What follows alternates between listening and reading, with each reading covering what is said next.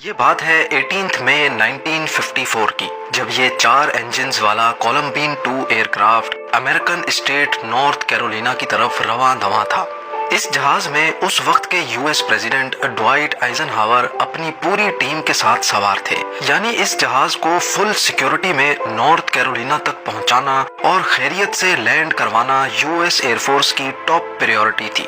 Air traffic controller کے پاس اس جہاز کا کال سائن ایئر فورس 8610 کے نام سے رجسٹرڈ تھا، لیکن عین اس ٹائم پر جب جہاز کی لینڈنگ کا وقت قریب آیا تو ایک مسئلہ پیش آ گیا۔ مسئلہ یہ ہوا کہ ایک کمرشل پلین نے ریڈار میں انٹری ماری اور ایئر ٹریفک کنٹرولر کو پوری طرح سے کنفیوز کر دیا، کیونکہ اس کا بھی کال سائن فلائٹ 8610 ہی تھا اور وہ پلین بھی سیم اسی ماڈل کا تھا جس میں یو ایس پریزیڈنٹ سوار تھے۔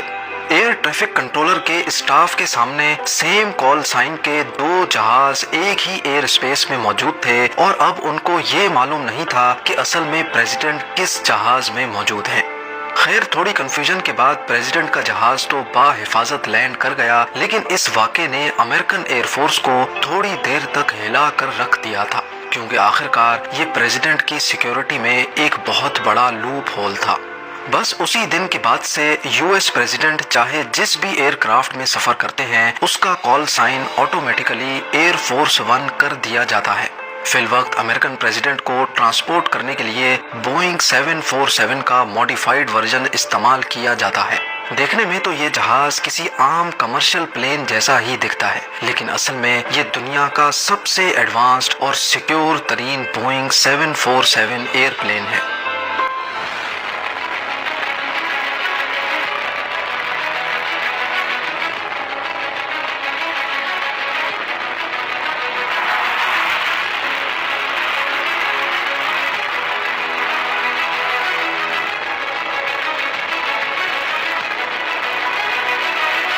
ناظرین، 6 اسٹوری بلڈنگ جتنا اونچا اور نیوکلیئر ایکسپلوژن کو بھی برداشت کرنے والے اس جہاز کو صرف 1 گھنٹہ استعمال کرنے کے $2,20,000 لگتے ہیں، یعنی اگر لوکل کرنسی میں بات کی جائے تو تقریباً یہ اماؤنٹ 17 کروڑ بنتا ہے، اور وہ بھی صرف 1 گھنٹے کا۔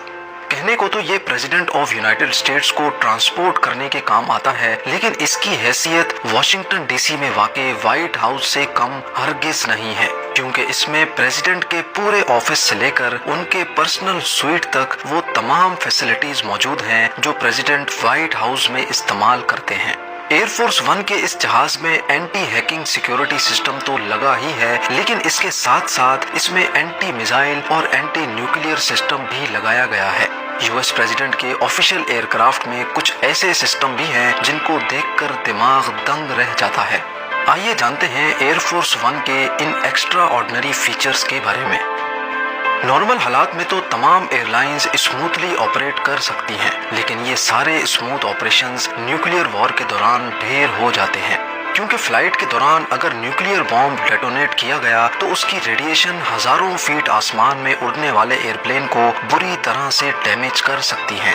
لیکن یہ کنڈیشن ایئر فورس 1 پہ اپلائی نہیں ہوتی، کیونکہ یو ایس پریزیڈنٹ کا پلین نیوکلیئر بنکر سے کم نہیں ہے۔ ایئر فورس 1 کا پورا جہاز ایک خاص ری انفورسڈ آرمر شیلڈ سے ڈھکا ہوا ہے، یعنی نیوکلیئر اٹیک یا اس سے پیدا ہونے والی electro magnetic plus U S president کے جہاز پر کوئی اثر نہیں کر سکتی۔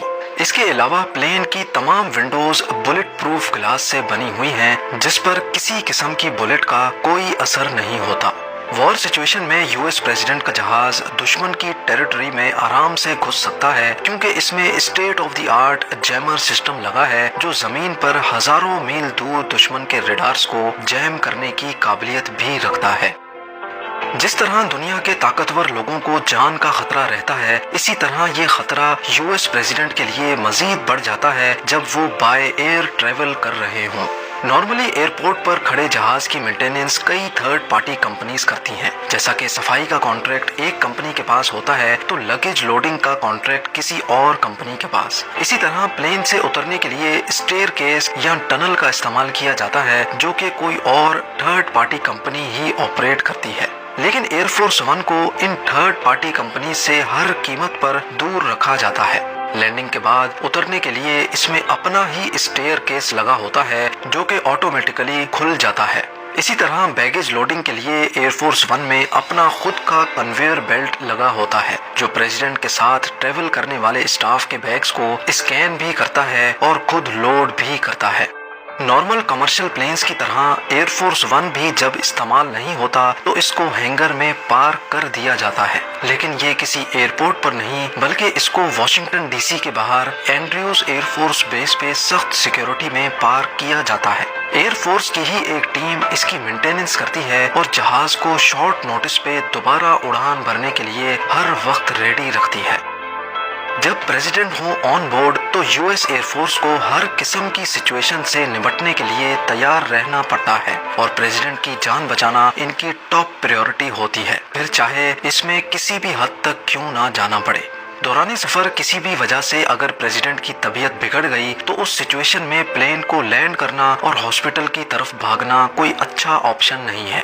اسی وجہ سے ایئر فورس ون میں ایک ایسا کمپارٹمنٹ بھی بنایا گیا ہے جو کسی ہاسپٹل سے کم ہرگز نہیں ہے۔ یہاں فارمیسی میں ہر قسم کی میڈیسنز موجود ہوتی ہیں، جبکہ سرجیکل لائٹس کے ساتھ ساتھ ایک پورا آپریشن تھیٹر بھی موجود ہے۔ اس منی ہاسپٹل میں دل کی دھڑکن کو واپس بحال کرنے کے لیے electric shock device, suction devices, I V pumps اور وینٹیلیٹر جیسی فیسلٹیز بھی موجود رہتی ہیں۔ ساتھ ہی ساتھ ڈاکٹرز اور نرسنگ اسٹاف بھی پریزیڈنٹ کے ساتھ ہی ایئر فورس ون میں ٹریول کرتے ہیں۔ ایک ایسٹیمیٹ کے مطابق کمرشل فلائٹس اپنے فیول ٹینک کے ساتھ نان اسٹاپ 16 گھنٹوں تک فلائی کر سکتی ہیں اور اس کے بعد ان کو کسی نہ کسی ایئرپورٹ پہ ری فیولنگ کے لیے لینڈ کرنا ہی پڑتا ہے۔ لیکن اگر یہی کنڈیشن ایئر فورس ون پہ پیش آئے تو وہ نان اسٹاپ کئی دنوں تک بھی فلائی کر سکتا ہے کیونکہ اس میں مڈ ایئر ری فیولنگ سسٹم انسٹالڈ ہے۔ ویسے تو یہ نوبت آتی ہی نہیں ہے، لیکن اگر دوران سفر ایئر فورس ون میں فیول کم پڑ جائے تو لینڈ کر کے جہاز کو ری فیول کرنا اور پھر دوبارہ ٹیک آف کرنے میں پریزیڈنٹ کا بہت ٹائم ضائع ہوتا ہے۔ اسی وجہ سے جہاز کو ہوا میں ہی ری فیول کیا جاتا ہے۔ ایئر فورس کا ری فیولنگ ایئر کرافٹ پہلے سے پریزیڈنٹ کے جہاز کا انتظار کر رہا ہوتا ہے۔ جب پریزیڈنٹ کا جہاز قریب آتا ہے تو ری فیولنگ ایئر کرافٹ اپنا الٹیٹیوڈ اور اسپیڈ ایڈجسٹ کر کے ایک نوزل کے ذریعے ایئر فورس ون کا ٹینک دوبارہ فل کر سکتا ہے۔ جیسا کہ پہلے بھی آپ جان چکے ہیں کہ ایئر فورس ون چاہے زمین پہ ہو یا آسمان میں، یہ وائٹ ہاؤس سے کم نہیں ہے۔ اس میں ایک پورا موبائل کمانڈ سینٹر موجود ہے جس میں total 85 telephone lines, high speed internet اور درجنوں ٹی وی اسکرینز لگی ہیں۔ یہ سب تام جھام فون پہ گپ شپ لگانے کے لیے نہیں بلکہ اس وجہ سے کیا گیا ہے تاکہ اگر سفر کے دوران کہیں حالات خراب ہو جائیں تو پریزیڈنٹ اور ان کی ٹیم دنیا کے کسی بھی کونے میں فون کر کے انسٹرکشنز دے سکیں۔ ساتھ ہی ساتھ ٹی وی اسکرینز اور انٹرنیٹ ایکسس کے ذریعے پریزیڈنٹ زمین کے کسی بھی حصے میں ہونے والی امپورٹنٹ میٹنگ میں ویڈیو کانفرنسنگ کے تھرو جوائن ہو سکتے ہیں۔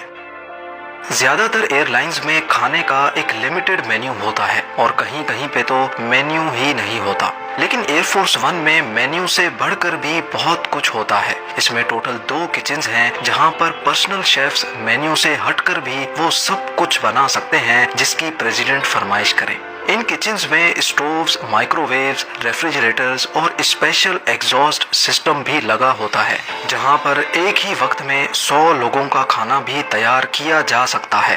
کچھ ڈشز تو آلریڈی مینیو کے حساب سے تیار کی ہوتی ہیں جبکہ فریش گروسری فلائٹ سے پہلے ہی ارینج کر دی جاتی ہے تاکہ لاسٹ مومنٹ پہ اگر پریزیڈنٹ کی طرف سے کوئی فرمائش آئے تو اس کو پورا کیا جا سکے۔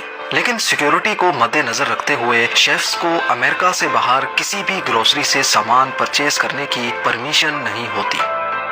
پریزیڈنٹ کا ایئر فورس ون ایک ایسا کام بھی کر سکتا ہے جس کو باقی تمام کمرشل پلینز نہیں کر سکتے۔ جہاں کمرشل پلینز 30,000 فیٹ کی بلندی پہ فلائی کرتے ہیں، وہیں پریزیڈنٹ کی سیفٹی اور سیکیورٹی کے لیے ایئر فورس ون 45,100 فیٹ کے الٹیٹیوڈ پہ فلائی کرتا ہے۔ اس کے ساتھ ساتھ commercial planes basically profit generate کرنے کے لیے آپریٹ کرتے ہیں۔ ایک جگہ سے دوسری جگہ شارٹیسٹ پاتھ میں جا کر کم سے کم فیول میں ڈیسٹینیشن تک پہنچنا ہی ان کا مین گول ہوتا ہے۔ لیکن ایئر فورس ون جہاں دوسری کمرشل فلائٹ سے 15,000 فیٹ اوپر فلائی کرتا ہے، وہیں اس کو شارٹیسٹ روٹ کی پرواہ نہیں ہوتی بلکہ پائلٹ کی کوشش ہوتی ہے کہ دوسرے کمرشل پلین سے جتنا دور ہو کر فلائی کیا جائے اتنا ہی اچھا ہے۔ यूएस प्रेसिडेंट के प्लेन को हमेशा एक और प्लेन भी फॉलो करता है, बोइंग E-4B नाइट वॉच, जिसको द डूम्सडे प्लेन भी कहा जाता है, और ये तब तक हवा में होता है जब तक एयरफोर्स वन लैंड नहीं कर जाता। अगर प्रेसिडेंट के ऑन बोर्ड होने के दौरान ही जमीन पर न्यूक्लियर वॉर हो जाए और यूएस मिलिट्री का सारा कम्युनिकेशन सेटअप तबाह हो जाए, तो इस सिचुएशन में E-4B नाइट वॉच कम्युनिकेशन का सेंटर बन जाता है। डूम्सडे प्लेन में मिलिट्री एनालिस्ट मौजूद होते हैं जो फ्लाइट के दौरान ही ग्राउंड पर मिलिट्री ऑपरेशंस कंडक्ट करते हैं। इलेक्ट्रोमैग्नेटिक पल्स के साथ साथ इसमें एंटी न्यूक्लियर सिस्टम भी लगा है और ये सरफेस टू एयर मिसाइल्स और एंटी एयरक्राफ्ट मिसाइल्स को भी धोखा देने की काबिलियत रखता है। यानी ये कहा जाए कि एयरफोर्स वन के पीछे एक पूरा मिलिट्री हेडक्वार्टर होता है तो ये भी गलत नहीं होगा। और आखिर में आपको ये भी बताते चलें कि प्रेसिडेंट का एयरफोर्स वन सिर्फ एक जहाज नहीं बल्कि ये दो एक जैसे जहाज हैं। इन दोनों जहाज़ों का इंटीरियर और एक्सटीरियर हूबहू सेम है।